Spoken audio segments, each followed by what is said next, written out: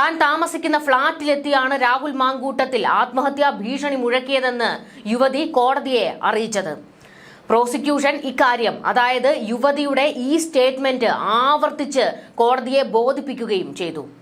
ഉഭയകക്ഷി സമ്മതത്തോടെയാണ് ലൈംഗിക ബന്ധം നടന്നതെന്ന് രാഹുൽ തന്റെ ഹർജിയിൽ വ്യക്തമായി പറഞ്ഞിട്ടുണ്ട്. അതായത് യുവതിയെ അറിയത്തില്ലെന്നോ ബന്ധമില്ലെന്നോ ഒന്നുമല്ല പറഞ്ഞത്, അതൊന്നും നിഷേധിച്ചിട്ടുമില്ല. അവരുടെ കൂടി സമ്മതത്തോടെ ലൈംഗിക ബന്ധം നടന്നു എന്ന് പച്ചയ്ക്ക് രാഹുൽ സമ്മതിച്ചിട്ടുണ്ട്. ഉഭയകക്ഷി സമ്മതത്തോടെ രണ്ടുപേർ ലൈംഗിക ബന്ധത്തിൽ ഏർപ്പെട്ടാൽ അത് കുറ്റകരമല്ല. ഇതിരയ്ക്കും രാഹുലിനെ കുടുക്കാൻ കാത്തിരിക്കുന്നവർക്കും കുരുക്കാണ്. അപ്പോൾ മുന്നിലുള്ള ഒരേ ഒരു വഴി രാഹുൽ ഗർഭഛിദ്രത്തിന് നിർബന്ധിച്ചുവെന്ന് തെളിയിക്കുകയാണ്. ഇതുവരെ പുറത്തെവിടെയും വരാത്തൊരു സ്റ്റേറ്റ്മെന്റ് ആണ് ഇപ്പോൾ പുറത്തു വന്നിരിക്കുന്നത്. അതായത് ഈ യുവതിയുടെ ഓഡിയോ സംഭാഷണങ്ങളൊക്കെ പുറത്തു വന്നിരുന്നല്ലോ. അവർ അവരുടെ സുഹൃത്തുക്കളോട് സംസാരിക്കുന്ന ഓഡിയോയും രാഹുലിനോട് സംസാരിക്കുന്ന ഓഡിയോയും ചില ചാറ്റുകളും ഒക്കെ ആയിരുന്നു പുറത്തു വന്നത്. ആ സമയങ്ങളിലൊന്നും ഇങ്ങനെ ഒരു ആത്മഹത്യാ ഭീഷണി മുഴക്കി ഗർഭഛിദ്രത്തിന് നിർബന്ധിച്ചു എന്ന ഒരു സ്റ്റേറ്റ്മെന്റ് ഉണ്ടായിരുന്നില്ല. എന്നാൽ പൊടും തന്നെയാണ് അങ്ങനെ ഒരു സ്റ്റേറ്റ്മെന്റ് ഇപ്പോൾ പുറത്തു വന്നിരിക്കുന്നത്. എന്തായാലും മുഖ്യധാരാ മാധ്യമങ്ങളൊക്കെ രാഹുൽ മാങ്കൂട്ടത്തിലിന്റെ ഈ ആത്മഹത്യാ ഭീഷണി വെച്ച് അലക്കുകയാണ്. മാധ്യമങ്ങളിലെല്ലാം നിറയുന്നത് ഇത് തന്നെയാണ്. ഗർഭഛിദ്രത്തിന് സമ്മതിപ്പിക്കാൻ രാഹുൽ മാങ്കൂട്ടത്തിൽ ആത്മഹത്യാ ഭീഷണി മുഴക്കി എന്ന ഒരു വാദം മാത്രം പോരാ, അത് തെളിയിക്കാനുള്ള തെളിവുകൾ ഉൾപ്പെടെ യുവതിയും അഭിഭാഷകരും ഇനി കോടതിയിൽ സമർപ്പിക്കണം. എന്തായാലും രാഹുൽ മാങ്കൂട്ടത്തിൽ തന്റെ പക്കലുള്ള എല്ലാ തെളിവുകളും കോടതിയെ ബോധിപ്പിച്ചിട്ടുണ്ട്. സീൽഡ് കവറിലാണ് അതെല്ലാം കോടതിയെ അറിയിച്ചിരിക്കുന്നതും. രാഹുൽ ഗർഭഛിദ്രം നടത്താൻ നിർബന്ധിച്ചതിന് തെളിവുകൾ ഉണ്ടെന്നും രാഹുലിന്റെ മുൻകൂർ ജാമ്യാപേക്ഷയെ എതിർത്തുകൊണ്ട് പ്രോസിക്യൂഷൻ കഴിഞ്ഞ ദിവസം വാദിച്ചത്. അതായത് കഴിഞ്ഞ ദിവസമാണ് രാഹുൽ മാങ്കൂട്ടത്തിൽ വിഷയത്തിൽ ഈ ആത്മഹത്യാ ഭീഷണിയെക്കുറിച്ചുള്ള വാദപ്രതിവാദങ്ങൾ കോടതിയിൽ നടന്നത്. സുഹൃത്തിന്റെ കയ്യിൽ നിന്ന് ഗർഭഛിദ്രത്തിനുള്ള ഗുളിക വാങ്ങി കഴിച്ചില്ലെങ്കിൽ ഫ്ളാറ്റിൽ നിന്ന് ചാടുമെന്ന് രാഹുൽ ഭീഷണിപ്പെടുത്തിയെന്നാണ് പ്രോസിക്യൂഷന്റെ വാദം.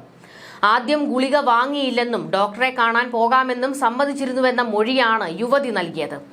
എന്നാൽ പെൺകുട്ടിയുടെ മാതാവിന് പരിചയമുള്ള ഡോക്ടർ ആയതിനാൽ അവരെ കാണാൻ പറ്റില്ല എന്ന് യുവതി അറിയിക്കുകയായിരുന്നു. ഇതിന് പിന്നാലെയാണ് രാഹുലിന്റെ സുഹൃത്ത് ജോബി ഗുളികകൾ നൽകിയത് എന്നാണ് പ്രോസിക്യൂഷൻ കോടതിയെ അറിയിച്ചത്. ഇത്തരത്തിൽ ജോബിയിൽ നിന്ന് ഗുളിക വാങ്ങിക്കുന്നതിനായി രാഹുൽ ആത്മഹത്യാ ഭീഷണി മുഴക്കി സമ്മർദ്ദം ചെലുത്തിയെന്നാണ് പ്രധാന വാദം കഴിഞ്ഞ ദിവസം കോടതിയിൽ ഉയർന്നത്. ഉഭയസമ്മത പ്രകാരമായിരുന്നില്ല ലൈംഗിക ബന്ധമെന്നും പ്രോസിക്യൂഷൻ വാദിച്ചിട്ടുണ്ട്. എന്നാൽ ഗുളിക കൊണ്ടുവരാൻ പെൺകുട്ടി ആവശ്യപ്പെടുന്ന ഓഡിയോ പ്രതിഭാഗം ഹാജരാക്കിയിരുന്നു. രാഹുലിനോട് ആവശ്യപ്പെടുന്ന ഓഡിയോ പ്രതിഭാഗം ഇതോടെ കോടതിയിൽ ഹാജരാക്കുകയായിരുന്നു. എന്നാൽ രാഹുൽ ആത്മഹത്യാ ഭീഷണി മുഴക്കിയതുകൊണ്ടാണ് ഗുളിക കൊണ്ടുവരാൻ രണ്ടാമത് യുവതി ആവശ്യപ്പെട്ടതെന്ന് പ്രോസിക്യൂഷൻ ഇതിനെ ഖണ്ഡിച്ചുകൊണ്ട് വാദിച്ചു. ഉഭയസമ്മത പ്രകാരമായിരുന്നു ഇരുവരും തമ്മിലുള്ള ബന്ധമെന്ന വാദമാണ് രാഹുലിന്റെ അഭിഭാഷകൻ പ്രധാനമായും ഉയർത്തി കാണിച്ചത്. പരാതിക്ക് പിന്നിൽ രാഷ്ട്രീയ ഗൂഢാലോചനയുണ്ട് എന്നതായിരുന്നു രണ്ടാമത്തെ വാദം. ഇത് രണ്ടും പൊളിച്ചുകൊണ്ടായിരുന്നു പ്രോസിക്യൂഷന്റെ ചില വാദപ്രതിവാദങ്ങളൊക്കെ ഉണ്ടായത്. ഒരു പെൺകുട്ടി അവരുടെ ഏറ്റവും മോശം അവസ്ഥയിൽ നിൽക്കുന്നതിനിടെ ഒരു ജനപ്രതിനിധിയെ സഹായത്തിന് സമീപിച്ചപ്പോൾ അവിടെ ചൂഷണം നടക്കുകയാണ് ചെയ്തത്. ഈ സാഹചര്യം തെളിവുകളുടെയും പെൺകുട്ടിയുടെ മൊഴിയുടെയും അടിസ്ഥാനത്തിലും പ്രോസിക്യൂഷൻ വാദിച്ചു. എന്തായാലും രാഹുൽ മാങ്കൂട്ടത്തിൽ ആത്മഹത്യാ ഭീഷണി മുഴക്കിയതുകൊണ്ടാണ് തനിക്ക് ആ ഗുളിക കഴിക്കേണ്ടി വന്നത് എന്ന് യുവതി കോടതിയെ അറിയിച്ചിരിക്കുകയാണ്. ഇതിനിടയിൽ രാഹുൽ മാങ്കൂട്ടത്തിൽ എവിടെയെന്ന ചോദ്യമാണ് പോലീസ് പരസ്പരം ചോദിച്ചുകൊണ്ടിരിക്കുന്നത്. രാഹുലിനെ മഷിയിട്ട് നോക്കിയിട്ടും കിട്ടുന്നില്ല. രാഹുലിനെ കൈയെത്തും ദൂരത്ത് എത്തുമ്പോൾ തന്നെ വഴുതി പോകുകയാണ്. അതായത് രാഹുൽ താമസിക്കുന്ന ഒളിയിടം കണ്ടെത്തി അവിടേക്ക് എത്തുന്നതിന് മുൻപ് തന്നെ രാഹുൽ ആ സ്ഥലത്ത് നിന്ന് മറ്റൊരു സ്ഥലത്തേക്ക് മാറുകയാണ്. കർണാടകയിൽ പാഞ്ഞു നടക്കുകയാണ് രാഹുൽ മാങ്കൂട്ടത്തിൽ. ഇത് പോലീസിനെ വലയ്ക്കുകയാണ്. പോലീസിൽ നിന്ന് തന്നെ രഹസ്യങ്ങൾ ചോർന്നു പോകുന്നു എന്നുള്ളത് ഏതാണ്ട് ഉറപ്പായിരിക്കുകയാണ്. ആഭ്യന്തര വകുപ്പും തലപുകഞ്ഞു നിൽക്കുകയാണ്. ആരൊക്കെയാണ് രാഹുലിനെ സേനയ്ക്കുള്ളിൽ നിന്ന് സഹായിക്കുന്നത് എന്ന ചോദ്യമാണ് പ്രധാനമായും ഇപ്പോൾ ശക്തമാകുന്നത്. രാഹുൽ മാങ്കൂട്ടത്തിൽ വിഷയത്തിൽ കോൺഗ്രസിൽ കൂട്ടയടി നടന്നുകൊണ്ടിരിക്കുകയാണ്. നേതാക്കൾക്ക് പല അഭിപ്രായങ്ങളാണ് രാഹുൽ വിഷയത്തിലുള്ളത്. ഇതിനിടെ രാഹുൽ മാങ്കൂട്ടത്തിനെതിരെ കോൺഗ്രസിലെ യുവതികൾ, പ്രത്യേകിച്ച് യൂത്ത് കോൺഗ്രസിലെ ഉൾപ്പെടെ നേതാക്കൾ, വനിതാ നേതാക്കൾ അതിശക്തമായി തന്നെ രംഗത്തേക്ക് എത്തിയിരിക്കുകയാണ്. ഇനി ഒരു നിമിഷവും പാർട്ടിക്കുള്ളിൽ രാഹുലിനെ വെച്ചുപൊറപ്പിക്കാൻ കഴിയില്ല എന്നാണ് അവർ വാദിക്കുന്നത്. രാഹുൽ മാങ്കൂട്ടത്തിനെതിരെ ഷാഫിയോട് പരാതിപ്പെട്ടു എന്ന് വെളിപ്പെടുത്തിയതിന് പിന്നാലെ എം ഷഹനാസിനെതിരെ കടുത്ത നടപടിയെടുത്തിരിക്കുകയാണ്. KPCC സംസ്കാര സമിതിയുടെ കോഴിക്കോട്ടെ ഔദ്യോഗിക വാട്സാപ്പ് ഗ്രൂപ്പിൽ നിന്ന് എം ഷഹനാസിനെ പുറത്താക്കിയിരിക്കുകയാണ്. സംസ്കാര സാഹിതി സംസ്ഥാന ജനറൽ സെക്രട്ടറിയാണ് കോൺഗ്രസ് സഹയാത്രികയായ ഷഹനാസ്. ഇവർ കഴിഞ്ഞ ദിവസം രാഹുൽ മാങ്കൂട്ടത്തിലിനും ഷാഫി പറമ്പിലിനുമെതിരെ രൂക്ഷ വിമർശനം ഉന്നയിച്ചിരുന്നു. ഇതിന് പിന്നാലെയാണ് വാട്സാപ്പ് ഗ്രൂപ്പിൽ നിന്നുള്ള പുറത്താക്കൽ. അതേസമയം താൻ പറഞ്ഞ കാര്യങ്ങളിൽ ഉറച്ചു നിൽക്കുന്നതായും പദവികൾ നഷ്ടപ്പെടുന്നതിൽ സന്തോഷമേ ഉള്ളൂവെന്നും ഷഹനാസ് പ്രതികരിച്ചു. കോഴിക്കോട് DCC അധ്യക്ഷനെതിരെയും ഷഹനാസ് ആരോപണം ഉന്നയിച്ചു. കോഴിക്കോട് DCC പ്രസിഡന്റ് പ്രവീൺ കുമാർ കാലങ്ങളായി തന്നെ പ്രതിരോധിക്കുന്നതായും അദ്ദേഹത്തിന്റെ നിർദ്ദേശപ്രകാരമാണ് പുറത്താക്കൽ നടപടിയെന്നും ഷഹനാസ് ആരോപിച്ചു. നിലവിൽ സ്റ്റേറ്റ്മെന്റ് കമ്മിറ്റിയുടെ ഔദ്യോഗിക വാട്സാപ്പ് ഗ്രൂപ്പുകളിൽ താൻ തുടരുന്നുണ്ടെന്നും അവർ അറിയിച്ചു. സ്ത്രീകൾക്ക് വേണ്ടി പ്രതികരിച്ചതിന്റെ പേരിൽ നഷ്ടപ്പെടുന്ന പദവികളാണെങ്കിൽ അത് നഷ്ടപ്പെടുത്താൻ എനിക്ക് സന്തോഷമേ ഉള്ളൂവെന്നും ഷഹനാസ് പ്രതികരിച്ചു. സാംസ്കാരിക സാഹിതി പോലുള്ള സ്ഥാനങ്ങൾ നഷ്ടപ്പെട്ടാലും നിലപാടിൽ നിന്ന് പിന്നോട്ടില്ല എന്നും അവർ വ്യക്തമാക്കുന്നു.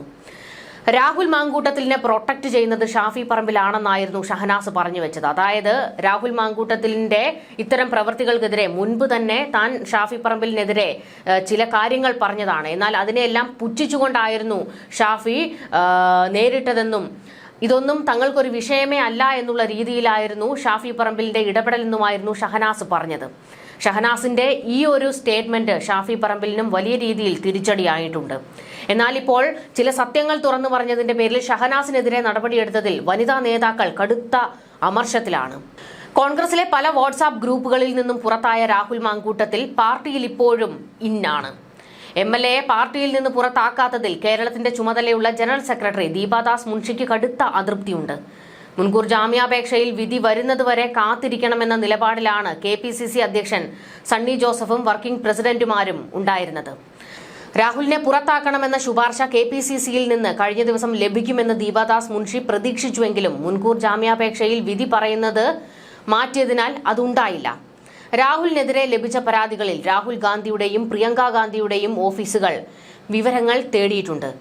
പരാതികൾ ഗുരുതര സ്വഭാവമുള്ളതെന്നാണ് ദീപാദാസ് നേതൃത്വത്തെ അറിയിച്ചത്. തദ്ദേശ തെരഞ്ഞെടുപ്പിലും വരാൻ പോകുന്ന നിയമസഭാ തെരഞ്ഞെടുപ്പിലും വിഷയം ദോഷം ചെയ്യുമെന്നും ദീപ ഹൈക്കമാൻഡിനെ അറിയിച്ചിട്ടുണ്ട്. രാഹുലിനെ പുറത്താക്കിയില്ലെങ്കിൽ CPM BJP പ്രചാരണം അതിന്മേലാകുമെന്നും ദീപാദാസ് മുൻഷി നേതാക്കളെ ധരിപ്പിച്ചിട്ടുണ്ട്.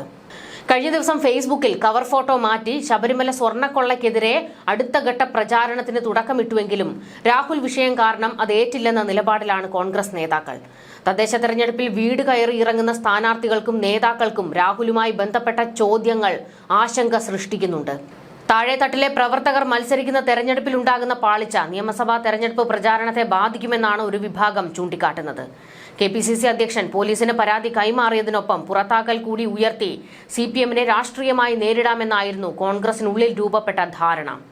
AICCയും നടപടി നിർദ്ദേശിക്കാൻ സംസ്ഥാന നേതൃത്വത്തോട് ആവശ്യപ്പെട്ടതോടെയാണ് കഴിഞ്ഞ ദിവസം രാവിലെയോടെ വനിതാ നേതാക്കളടക്കം രാഹുലിനെ പുറത്താക്കണമെന്ന് പരസ്യമായി ആവശ്യപ്പെട്ട് രംഗത്തേക്ക് വന്നത്.